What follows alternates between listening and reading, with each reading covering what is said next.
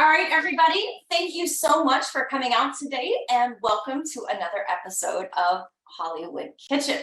Today we are at the home of my friend Danny Miller, frequent Hollywood Kitchen guest, who's been on many episodes, and my friend Laura Gabriel, and my friend Crystal Lawler. All of these people are regular contributors to Hollywood Kitchen, which honestly, this thing is a team effort, seriously. Krista's been doing research, Laura does research, Danny hosts me. So thank all of you so much for helping me make this possible. When Olivia Newton-John recently passed away, a lot of us were absolutely devastated. I fell in love with her as a little girl, which I think the whole world has fallen in love with her. And when I was looking at the obituaries and reading about her online, I realized she wrote a cookbook. I did not know this until the other day. So I wound up kind of shuttling a lot of my plans and deciding that an Olivia Newton-John tribute episode needed to happen as soon as humanly possible. So today is that day. So thank you all for tuning in. And I'm really excited to be here to be talking about Olivia. We love Olivia. We love her.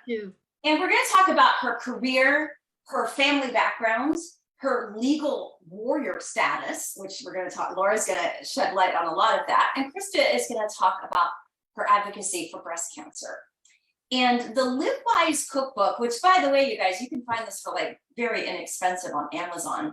And Olivia wrote this after her diagnosis. And I believe the point of it was for easy recipes that were really clean, really healthy. A number of them are plant-based. So I thought we would kick off the episode by making the food first. And then I always like to make the food first because then I can relax, eat, and just listen to people. So we'll make the food first and we'll each kind of take our turns talking about what we made and what went into it, etc. So Laura, do you want to get started with the first recipe? Sure. So I had to transport ingredients over here to Danny's. So I went with something very simple, but very delicious. I have just found out. It's her ricotta fruit topping. So it's meant to be served on top of any kind of fruit, peaches, apricots, whatever. And her recipe called for dried apricots to be put in a blender with ricotta cheese and a little bit of cinnamon.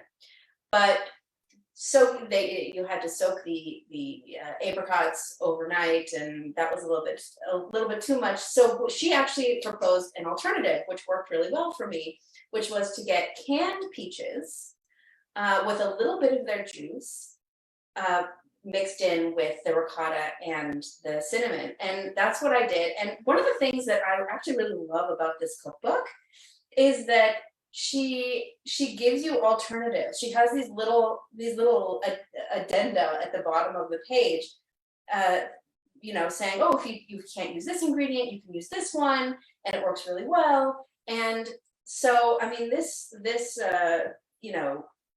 peach with a little bit of juice and the ricotta cheese, it tastes just like yogurt. It's really, really yummy, and I can imagine it being very good on fruit. I haven't tasted it yet, but we will taste it. Should we taste it right now? Let's taste it. Let's taste it. One of the things I like to do on Hollywood Kitchen, some people ask, how do you decide the episodes? Obviously, if I love a star, if they have great recipes. And another thing is seasonal, because in the summertime, it's so darn hot in most of the world. So I love doing stuff that's really seasonally appropriate that people can actually make and enjoy at the time. So let's try some of this. Let's try some. Yeah, okay, so bowl. Okay. We just dig in communally. Sure. I mean, I think we're supposed to put it on fruit. So I do have berries here. Danny went to the market and got some delicious looking berries, raspberries and blueberries. My hands are clean, so should I just go ahead? Yeah. dig in here? We're all family here. We're all family. Family. That's right. Okay, everybody gets a fruit cup. Okay. I must say, this is the healthiest Hollywood Kitchen I've ever been involved with. Usually, I have 4 sticks of butter and 2 cups of sugar. And I know. I'm sorry, you guys. oh, you're kidding? I love that stuff. But it's nice to have a change and be very helpful. I'm open to trying things. Dig in here with the spoon. Give a Okay. little bit to you. Looks delicious. Maybe a little bit more. Okay. A little bit Maybe a little bit more. My 1939 New York World's Fair silverware set. I'm gonna show this to the camera so people can see what this looks like. Can you see it? Dark here? You see it? Yum. So yeah, that looks good. Sorry, we can't give you some, Krista. If I could zap it across the country right now, Krista, I still would do It's a that. nice touch. Mhm. It's a perfect. day will combination come. of fruit. Try it up, Laura. Oh my God, this is There we really go. good. It's pretty good, huh? Mhm. Yeah. I can think of putting it on some maybe non-Olivia healthy foods too, like a pound cake, Totally, yeah. ice cream even. Mhm. Yeah. One thing that is fun during these episodes is sometimes I've discovered new foods by doing these that I wouldn't have previously eaten, but I made them and it was like, oh wow, this introduced me to something new and different. And actually, interestingly, she said specifically in the cookbook, she was talking about apricots and Are you on Zoom? I think that this would be particularly good on apricots and peaches. Yeah. Like on the berries, I think the berries maybe overpower it a little bit, Mm-hmm. but Oh yeah, some ripe like white peaches. Or Yeah. something. yeah, but I think that she's right, that putting it on those particular fruits is the best. This is really good. It's good, huh? Oh my gosh, yeah. This is good. Like, where were we? I've had episodes like that where I get so into the food. I'm like, wait, what was I supposed to be I doing? know we usually aren't eating this quickly. Not at all. Do we want to talk about Olivia a little bit? Wait, dude, let's do all the food first, though. Okay, We yeah. always relax once the food is Sure, kind of yeah. underway. Okay, Danny made Olivia Newton-John's watermelon gazpacho. I've always been a fan of gazpacho, but I've never made it with watermelon. And we were having discussion like, do they have watermelon? Does that grow a lot in Australia? I would think maybe it does. Of course, Olivia lived in the United States Right. for many years. Yeah. But anyways, delicious. I made it to the letter. I made it yesterday so it could chill. You take a red and yellow pepper, quarter them, broil them till they're blistering, put it in a bag. Anyone who's roasted peppers knows how to do this. Then you peel it, cut it. So you have this like savory kind of condiment with some cut up watermelon and the peppers and cucumbers. And then you blend a bunch of watermelon. You add about half of that to that, but then you're going to use it as a, and there's lime juice in there, which is unfortunately why Laura will not be tasting some because of the citrus. I'm issue. allergic to citrus, But which is very unfortunate. But if Laura wanted to make this though, could she make it without the lime? sure, and I Okay. probably would have if I'd remembered that before I added the lime. Okay. But it's quite good, and she talks about how refreshing it is. There's just chunks of delicious. It's not my first instinct to mix vegetables with watermelon, but why not? So you pour some in a glass or a bowl, and then you add as like a special condiment. It's very pretty. This extra mixture of the vegetables and watermelon, Okay. and we will taste it. Here you go. If you want a spoon. Okay. Really, Hold it up to the camera again so we can see it's beautiful. It's how colorful. beautiful, Yeah. colorful this looks. Perfect for a summer day. Yeah. Mm. Oh my Excellent. gosh, the watermelon is so good in this. Oh, what? And that savory with the sweet, it's just delicious. And as I was making it yesterday, my poor family, because I was spontaneous, I literally could not stop singing Olivia Newton-John song. It's not, the most ideal thing, but Mm. That's so good. isn't that good? I'll be slowly eating that for the rest of the show. Well- I do recommend it though. Chilled watermelon gazpacho. You should look in the book, and we posted it online as well. Yeah, and again, these Olivia cookbooks, I mean, I got this for $5 used on Amazon, so they seem to be pretty easy to find. So I forgot to say, tons of mint and also cut up celery. Ah, Well, we very can't cool. do anything. Well, I decided to make Olivia Newton-John's pina colada breakfast shake because I tend to like smoothies a lot, and so that one definitely appealed to me, and it sounded kind of like a tropical drink, if you will. So we're gonna make this on camera here. We've got 1 cup of fresh pineapple juice, 1 cup of coconut milk. I brought the cold coconut milk from the grocery store. Okay, 1.5 tablespoons of coconut oil. I've never used coconut oil in a smoothie, so I'm not sure how that's gonna work, but we'll try. And I wonder what the reason for that is, because, yeah, it's interesting. Yeah, it was interesting. I'm Little gonna, Body, yeah, yeah, I wasn't and sure. probably considered healthy. Yeah. And then 2.5 tablespoons of protein powder. I found the protein powder to be super expensive at Whole Foods, but they had these handy little pouches you could buy for like $4 or something. So I got the $4 kind. All right, so we've got the protein powder right here. We're gonna jump in here too. And then it says 1/4 cup of ice cubes. So ice cubes in here. Okay. All right, I know it's gonna get loud, so bear with me just a second while I do this. I love your mixer. I think Zoom has a. Yeah, it's gonna.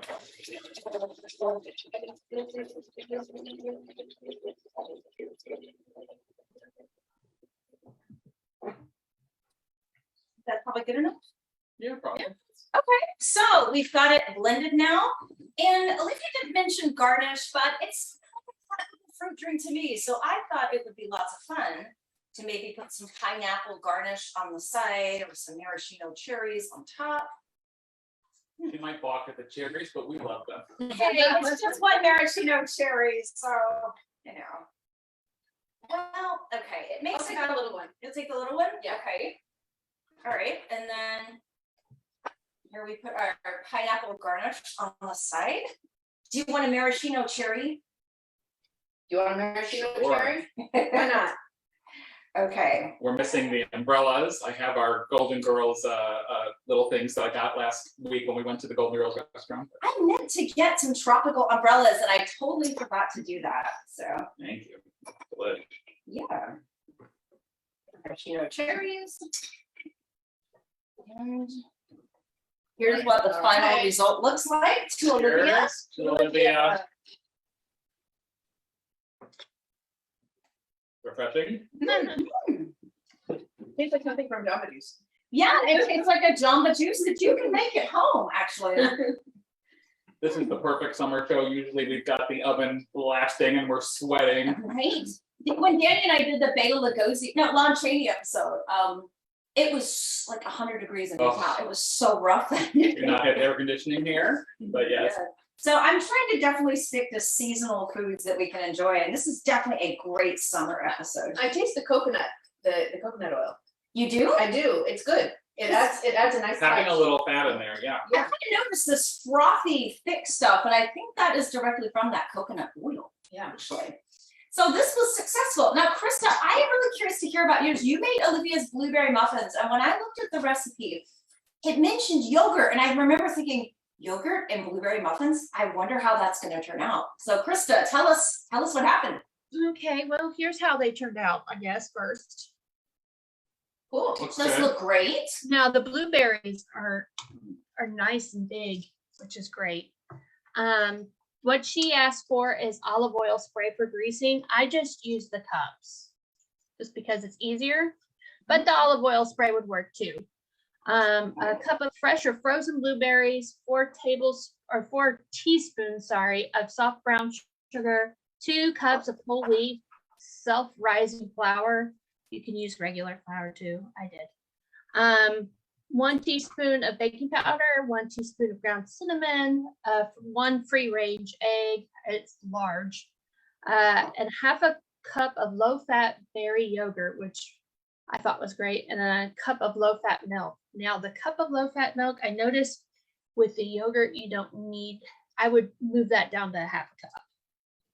Because that, especially depending on how thick the consistency of the yogurt is, you're not going to need as much milk.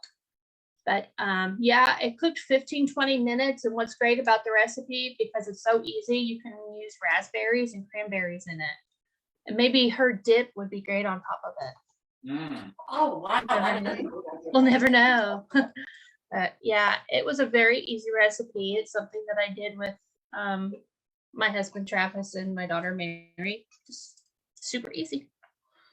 So Honestly, all 4 of our dishes together would be the perfect brunch. Yeah. Olivia Newton-John Right? Brunch. Absolutely. Yeah, we didn't go brunch. Yeah. Krista, I wish so badly we could like teleport you through this computer to Danny's house so we could all have a big Olivia Newton-John brunch.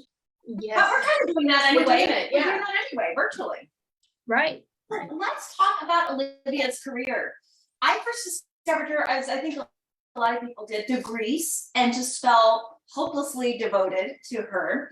I had the album, I sang along with it in my room growing up. I must have watched that movie, I don't even know how many times. And I just fell in love with her. And Yeah, I was the same. I fell in love with her through Grease. And my sister and I both. I actually remember my sister wrote this report in like 3rd grade where she said, when I grow up, I want to be just like Olivia Newton-John. Ah. I'm like, okay. Yeah, but yeah, no, I think that she's a really spectacular person in many ways, in a lot of ways that people maybe don't appreciate her for. You know, of course, her breast cancer advocacy, her animal advocacy, I mean, she was kind of a fighter. I mean, she was a very forward thinking activist kind of person, and along with this incredible powerful voice. And I was actually watching Grease the other day and realizing, I mean, of course I know the song Hopelessly Devoted to You, you know, like the back of my hand, but I was realizing watching it on TV the other day how powerful her voice is. I mean, it's a really powerhouse voice. Almost belying her appearance. Yeah, yeah. and yeah, to look at her, you wouldn't think that kind of voice would come out of her. And it's a high voice, you know, it's definitely soprano, but really powerful. And actually, one of my favorite pictures of late is a photo that I found out is from a tennis tournament that was organized by the Eagles, with Olivia Newton-John, Minnie Riperton, Linda Ronstadt, and Helen Reddy. Wow, all together playing tennis. But there's a picture of them together on the tennis court, and it's like the talent and the power in those 4 women is just like, That's if you could bottle that and sell it, you know. On YouTube, I made a playlist, and there is an actual special that Olivia did, and it had Olivia, Andy Gibb, and all the members of ABBA together on the stage. Oh, wow. I was like, what did I stumble upon? This is wonderful. So I'll give you the link, Carrie, if you want to share that with your followers. But I was just in shock when I saw it. I was just like, why wasn't I not alive during this time frame? Because that is so awesome. But I mean, when a celebrity dies, I mean, obviously it's sad, but when it's someone that meant the world to you as a kid, it feels even more shocking in a way, because it's like a piece of your childhood is gone. Do you know what I mean? Like, I definitely had that too. Unlike you children, I was in college when Grease came out, and I was going to school in Paris. And, you know, I once pegged Grease as something that the Parisians would love, but people were obsessed with it there. I remember here the slogan was "Grease is the word." There it was "Grease, that's samba." Oh. And it was huge. I remember going to see it with just massive crowds. Once I was in line at a movie theater with Grace Kelly's daughter, Princess Caroline. That's what it is. Everyone does. I think it was right before she married her first husband, or I don't know what. But I was reading about how John Travolta advocated to cast her. You know, obviously in the original play, it was not an Australian. It was very close to being signed that Marie Osmond was going to play Sandy, but she objected to the makeover at the end. Well, which frankly we could talk about. We'll talk about that. I'll have Yes. some issues with that scene. But he advocated for Olivia Newton-John because he loved her, and she actually did auditions where she tried to be an American girl, and they just, you know, she was born in England but then moved to Australia when she was 6, and it was just, God love her, but like can't do it. Rewrite. Sandy is an exchange student visiting, and has a little thing with John Travolta. So, but you know, that movie is very much in my heart, and of course I know all the songs by heart. And you know, her movie career, which we can get into after that, We love Xanadu. It's its own kitsch. It's not like she made great movies, but it never, some people that made like movies were like more judgmental on, but like you never judge her because she's always delight, even if the movie's not so great. She didn't make that She's many. always so charming. Yeah. She's always so charming. yes. And, Oh, yeah. like in Xanadu, like Xanadu's no great shakes, but we don't care. It's not supposed to be, and And getting to see It's- her they- with our, Gene Kelly in his Yes. last role. yes, they said they spent about $4.95 on the sets, which is fantastic. I think. And she keeps up with Gene Kelly. I think that's pretty cool. Yeah, and to me, there's a lot of stars that we love that maybe didn't make as many memorable movies. And I love Fay Ray, but the King Kong is the one thing people remember her for, except for people like us. And so to me, if you just have one or even a handful of movies that are really memorable or that stand the test of time, like Grease there are issues with it, but it's still a movie that is fun to watch today. It's still a movie that is remembered today. And not everybody gets memorable movies. I mean, we could probably think of a lot of people who didn't get that good fortune. And I think Grease really, since I was older than you, I remember this, started the whole nostalgia craze, although it's terrifying to think that like the time between when it was supposed to take place and then is like us, talking about the late 90s or something. Oh, It's geez. scary. Oh, no. But it really, and then having some of our favorite old timers like Eve Arden and Jodie Goodman, and I love Grease. I will never turn on it, despite some of our issues with some of the choices. Well, the makeover scene at the end, as a little girl, when I saw it, I loved getting dressed up in makeup and transforming myself, so that was fun. Yeah, the feminist problem didn't register with me. The feminist issue did not register with me till much later in life. And then, having to change who you are and how you look to please a man, not cool. But as a kid, you kind of don't realize that. But then interestingly, so I think there's another side to that, because we always think about, Sandy's changing herself for a man, right? Yeah, But John Travolta tried to change himself too. that's Mhm. true. And Letterman jacket. his Letterman jacket, and it seemed to me also that Sandy kind of wanted to change herself. Like she was sitting there, on the thing, looking kind of forlorn and singing the "Look at Me, I'm Sandra Dee" reprise, saying that she felt like she would be happier with this change. And it's like, okay. And then she made the change and she was super confident. Yeah, And so, there's a whole other reading, I think, into that. that makes sense, Laura. And sometimes you don't realize the potential you have in yourself. Like the first time I put on a vintage dress in a dressing room, I looked in the mirror and it was like, what's this, Peter Parker becoming Spider-Man, or you know what I mean? You have that moment where you're like, You found wait a yourself. minute, I found it. So Yeah. maybe when she put on black leather, she found it. Although That is a will- way to look at it. That's a really good I way. will just say that personally, as a male watching that film at the age I was, like, what's wrong with wholesome Sandy? I thought she was hot. That would, at the time, Right. Right. take that makeup off. Yeah. You look great without. Yeah. And frankly, anybody that can dance is what she danced so well in She that did. movie too. Not many people can say they danced with Gene Kelly. Not many people. Yeah, She how many did, people and she love did her? well. She was a great dancer, and dancing in black leather, that could not be easy.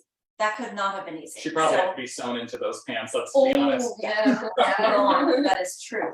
But she can sing, she can dance, she's so effortlessly charming. Effortlessly. And Grease, it will stand the test of it. I really do think. And there's some movies that, as Danny was saying, that maybe do not translate overseas. And there's some that absolutely do. Like when I've been in Paris, I've seen Humphrey Bogart everywhere. Something about Bogart, just the people in France love him. And Chaplin. And Chaplin. There's some stars that kind of have that global international appeal and some that don't. And I think Olivia translates into any language. Yeah, I think she does. Absolutely. I've never read a negative thing written about her. Neither have I. Ever. Yeah, everybody I've read about who has known her has said nothing. She was the loveliest person I ever met. She, brought light wherever she went. Just so people really speak highly of her. as And a again, person. even some of her movies, like the second one with John Travolta, okay, that's a piece of crap. Yeah, But still, I would watch it to see her, and yeah, of course. Yeah, there's something about her. She's really cool. Laura, before we went on camera, you were talking about Olivia's status as a warrior in terms of fighting for her rights, fighting for her deals that she had with the record companies. Tell us about that, because when you brought that up, that was something that I was not even thinking about today. Yeah, I was sort of reading about her advocacy, not only for breast cancer, but also for entertainers. Similarly to our other Olivia, Olivia de Havilland, who essentially broke the studio system and was had this law passed about 7 calendar years and not seven years of time served. Anyway, Olivia Newton-John had an issue with MCA. She was under contract for MCA for 4 albums in 2 years, and see if I can get this right. So 4 albums in 2 years. She got the first 3 out on time. The 4th one was late, and it was going to go over her 2-year time. So MCA was saying, well, you have to stay over 2 years to get this 4th album in. And she said, but wait a minute, it's 2 years. And they're like, we don't care. And so she took them to court on it, and she won. And and after this lawsuit, the entire record industry changed their practice to be based on is it albums not years. So she helped pave that way for other entertainers. And there were a couple of other things too. She took no guff. I think there were some royalty issues for Greece that There she were- went to court and won. There were royalty issues for Greece that she went into court and won. Yeah, they owed her like $1 million or something in back royalties that they hadn't paid her, and she took them to court and she got them. Good for her. That's awesome. Yeah, so she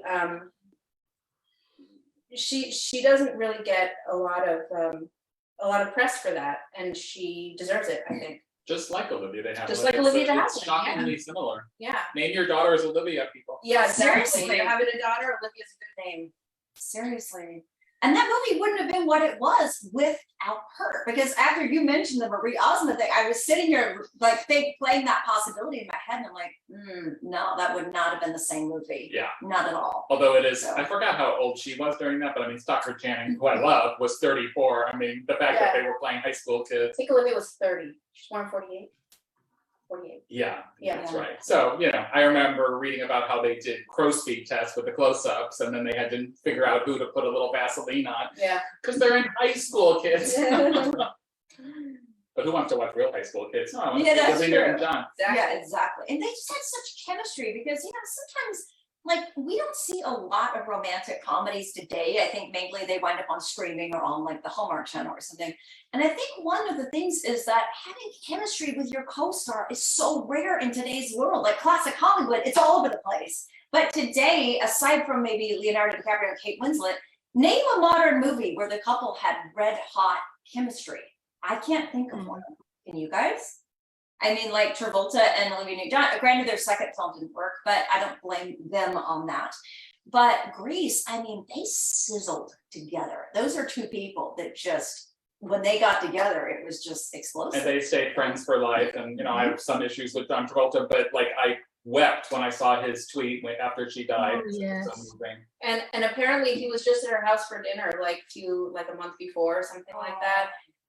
She talked about that in one of her last interviews. She's like, oh yeah, John was over for dinner like last week. It's like, oh yeah, and the person was asking, oh, how's he doing? And she said, oh well, as well as to be expected, and with the death of his wife and all that. Oh, they were just so good together. Oh yeah, and I just love that they stayed friends for life. Because sometimes you hear about people on screen that they have this great chemistry and they like hate each other's guts. And it's kind of sad a little bit. Yeah. So when you hear people about being friends for the rest of their life, they're like, oh, that's as it should be. Yeah, So, yeah. Krista, let's talk about her breast cancer advocacy as well, because Olivia was diagnosed with breast cancer, I think in what, 92? 92, but Yeah. she had 3 bouts of it. I just wanted to state that Jack in comments has also put the foundation link website, which I'm going to mention. And Thank you. he went to Thing of Greece last night, and the proceeds went to that fund, which I think is amazing. Nice. Yeah, I know Yeah. She was diagnosed with breast cancer in 1992. After that one bout with it, she created the Live Kit, which was a breast self-examination product for people to prevent ways to self-exam yourself to make sure you don't have cancer, breast cancer. She also created the Gaia Retreat and Spa, which was still open to this day. She also in 1994 released Gaia, a one-woman's journey. She wrote all the music and lyrics on that album. That was the first of hers that was every bit of it was her and her experience and her truth with breast cancer. She also sold another CD called Grace and Gratitude. It was considered a healing CD, and it was only sold at Walgreens, and it benefited charities such as her foundation and also the Why Me National Breast Cancer Organization, which she wrote a song called Why Me, which was about her experience with breast cancer. So that's where they got the name for that. They've changed that over. But let me see here. There is an Olivia Newton-John Cancer Wellness Center in Melbourne, Australia. She also did a 3-week walk along the Great Wall of China, joined by other celebs who may have had cancer and cancer survivors to raise money for breast cancer. Trying to think of what else. She did do a docudrama through Uniglobe about breast cancer. It's called One a Minute, which means somebody is diagnosed every minute with breast cancer. And she did that in October of 2010, which also coincides with the national, October is the breast cancer awareness month. In May 2017, her breast cancer returned, and I can never say this right because this is it's medical, metastasized in her book. She was it basically moved, and it moved to her back. Oh. And that's essentially, breast cancer killed her, but the cancer moved, which it can do that. And just because you survive one round of any sort of cancer, doesn't mean that it completely cannot come back. And it did for her 3 times. I just mentioned about the Olivia Newton-John Foundation Fund. She believed in plant-based medicines toward the tail end and holistic wellness. This also includes medical cannabis. It states on her foundation website that there are 35,000 plant species that have potential anti-cancer effects. Okay, so that means that besides, just like the radiation and all that stuff, this stuff could not only reduce some of the effects of cancer, but it could also heal it as well.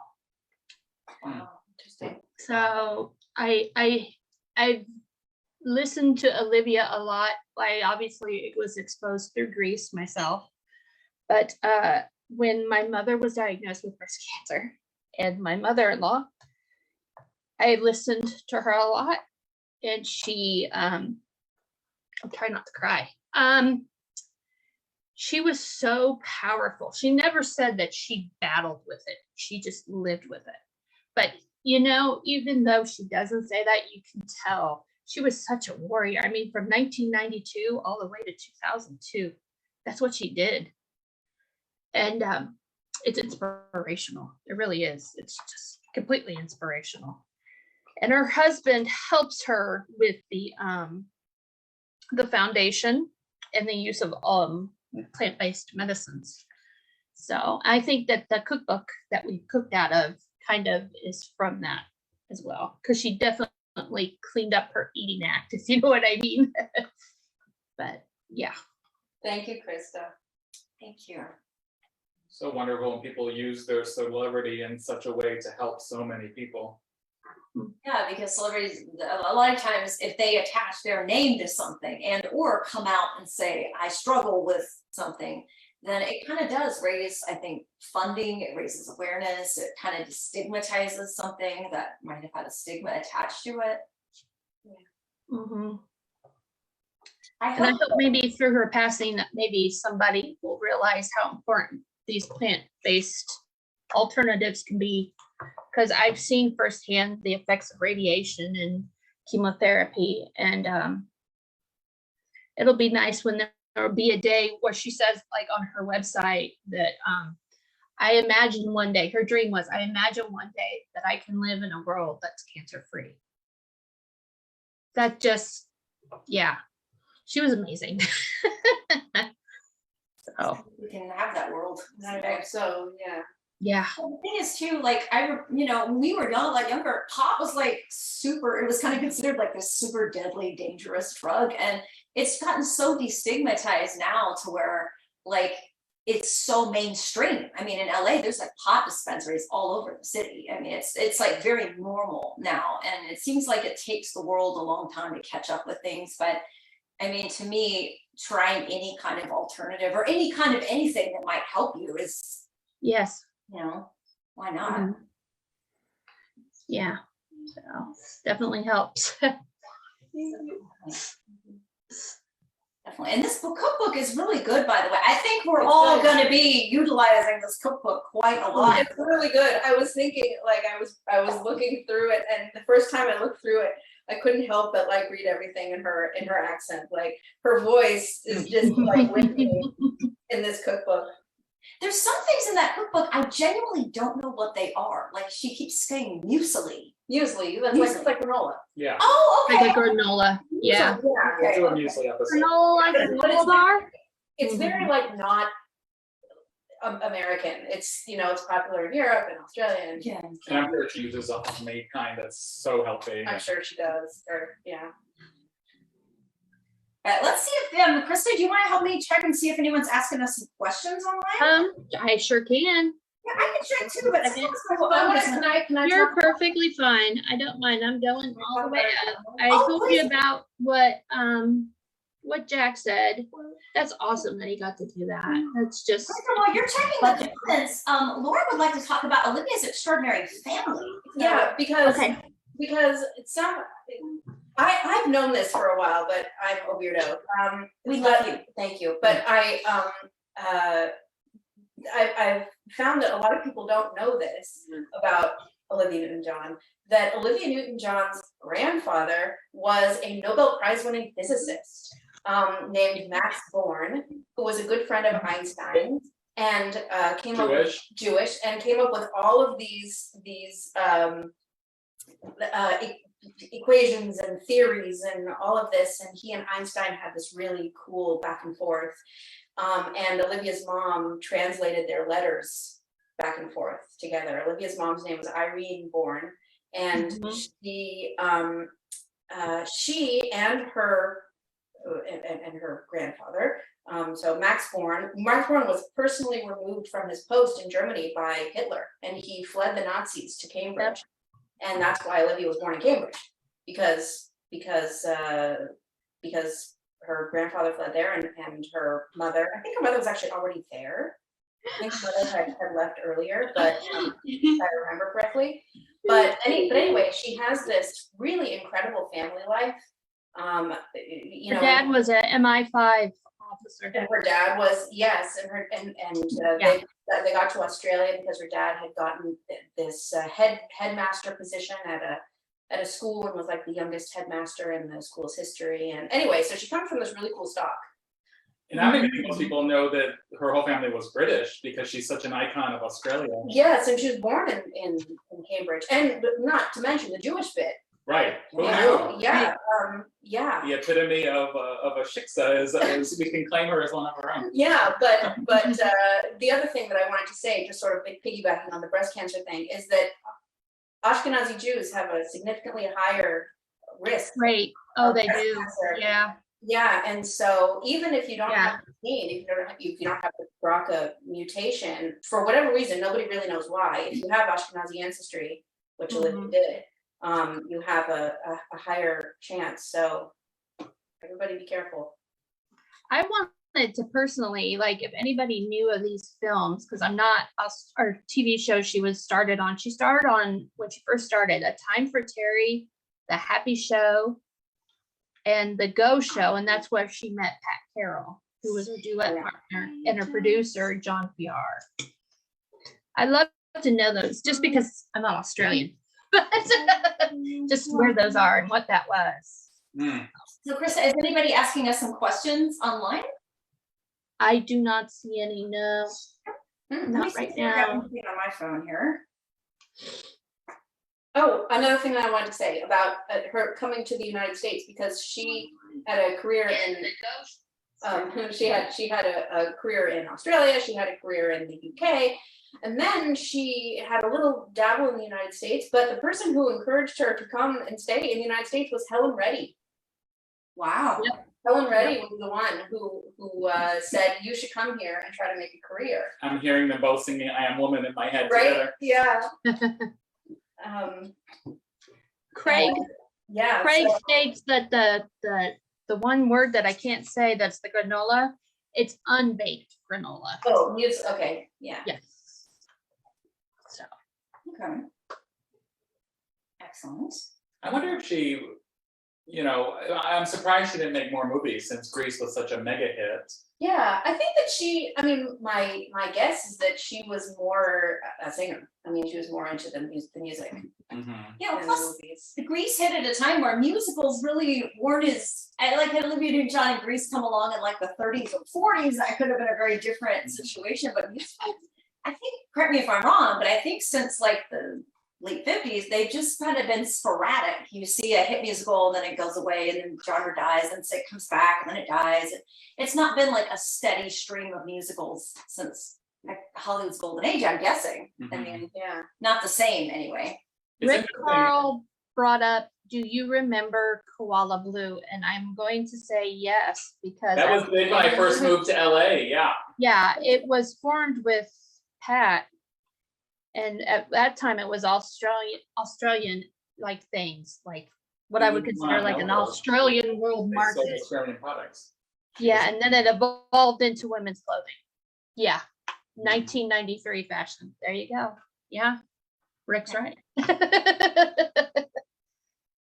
I remember how she got away with stuff that maybe some other people wouldn't because of her wholesome image. Like I watched the video for "Let's Get Physical." Oh my God! And I mean, Lord, what she got away with in that video that other people might not have, and big MTV. Yeah, it's like everybody buckle your seatbelts. Here comes Olivia Newton-John. Benjamin stated that she represented the UK in the Eurovision Song Contest in 1974 and went fourth. ABBA won. Right. That's so interesting, considering that there's like actual footage from one of her TV shows of her just hanging out with ABBA. And it wasn't a competition, so. I went down the YouTube rabbit hole a little bit this week, and there's actual footage of Olivia Newton-John cooking on Australian TV talk shows like the Good Morning America of Australia. There's tons of really good interviews with her all over YouTube, so you can spend like a lot of time going down that rabbit hole, but it's a great hole to go down. And she's really a great interview. Like she can really talk and really express herself very, very nicely. I know her last recording she released was with her now grown daughter. Have you all heard that? Yeah, I have. Yeah, Chloe is a really talented singer too. I mean, I don't know. Does she sound like Olivia? Not at all. No, Nothing. She has her own sound. It's almost alto. That's kind of good though, because you don't want to be compared to your famous parent. I mean, or be there. No. Yeah. That's probably good that she's kind of got her own identity. Yeah, I hope that her music takes off because it's really, really good. I hope so too. Yeah. Very cool. And there's, by the way, there's Grease screenings that have been popping up all over the place. So that's really cool too. I think I heard somewhere they're going to put it back in actual multiplexes around America. Ooh, And proceeds would benefit her foundation. I've heard that, so I'll look and confirm it and post Yeah. it or something. It's worth going. It sure is. But that's And a good Chloe was born in January of 1986. right. Yes, I totally researched. And I I like to believe go down the rabbit hole. I like to go down the rabbit hole. she met her first husband on Xanadu, right? Yeah, Yeah, he was a That's dancer. the he played young Gene Kelly. Oh, wow. Mhm. that's a hard job since we all know what young Gene Yeah. Kelly looked like. Seriously. Yeah. Seriously. Wow. Yeah. Wow. Mhm. Well, this has really been fascinating. And again, if anybody wants to cook out of the Live Wise cookbook, it's so easy to find, and it's, at least for the moment, very affordable online as well. Very. Anyone else have any final thoughts on Olivia Newton-John that you want to share? Mhm. I think she's, you know, she's underrated for this generation. I think that you know, more people should appreciate her for how talented she was. And I like what you said about the power of her voice, even in Greece, because you look at the wholesome Sandy, and some people think, oh, just, you know, a little sweet little soprano, but no, she She rocked was a those songs. powerhouse. Yeah. And thank you for your interpretation, Laura, because you kind of made me think about it in a different way than I previously had, and I appreciate that. Yeah, I mean, you know, when I was a kid, I was just watching it like, oh, whatever. And then later on, people were talking about the feminist angle. When I saw it, I was like, oh yeah. Then I watched it again myself and had this new sort of nuance to it. And she's so confident. She's so confident at the end, you know. So. I did see a clip of her with, who's that interviewer that's friends with Oprah, Gail? Oh, Gail. And Gail she King. was about to auction off her black pants, the famous black pants from Oh. Greece. And Gail said, oh, could you put them on? She's like, oh my God. And she went away and came out with them on. And it's, you know, how many people could even do that? But then, Well, it's testament to this cookbook. Exactly. Yeah, right? Right? Exactly. Wow. Well, thank you all for joining me today. I really appreciate it. Krista, thank you so much for your research and for just being such a supportive person to Hollywood Kitchen. Same to you guys too. This I was mean, really, really special. I mean, this was a really special one, I think. yeah, it was. And this is a team effort, by the way. I mean, I kind of host and try to round things up, but this is a team effort of epic proportion here. So, and she was a wonderfully worthy detour from our usual classic Hollywood focus. Yeah, She right? kind of represents that and straddles that. Yeah. yes, Definitely. absolutely. And I felt that she was so worthy of discussing and putting the spotlight on so many things. And I've learned a lot today. Thank you from you. This has been a great, learning experience here about Olivia Newton-John. And I think I appreciated her going into today, but I appreciate her even more now. Yeah. She was a special one. Definitely. I also wanted to state that her career before she got into film, I really just restarted listening to the song Have You Ever Been Mellow? Mm. And I was like, gosh, that's such a good song. I really am just I really didn't realize when I was a kid, my mom would listen to it. I was just like, ugh. But now I listen to it and I'm like, that's a really good song. She just was a good singer. She had stage presence. I watched on archive.org, which I find I'm consistently on doing research. They had her on SNL and she sang Physical and she just commanded that stage. She was a showman too. So it was really good. There are a lot of iconic songs. I mean, so many. Yeah. Totally. In lots of different genres too. Mm-hmm. Yeah. Mm-hmm. Versatile artist. Yeah. Let's get physical. Let's get physical together. We're gonna have a sing along when we turn the camera off. Thank you guys so much. And please stay tuned for more food, fun, and film history from Hollywood Kitchen. By the way, I do have a Patreon account. If anybody wants to donate, I have different levels. And it helps me buy ingredients and cookbooks and helps me with equipment and so forth. And Again, thank you to everybody who watches this, who supports this. I'm so incredibly grateful. Are you gonna put the breast cancer link? Yes, I will put the breast cancer link on Facebook. So I also encourage you, way more important than my Patreon, to donate to Olivia Newton-John's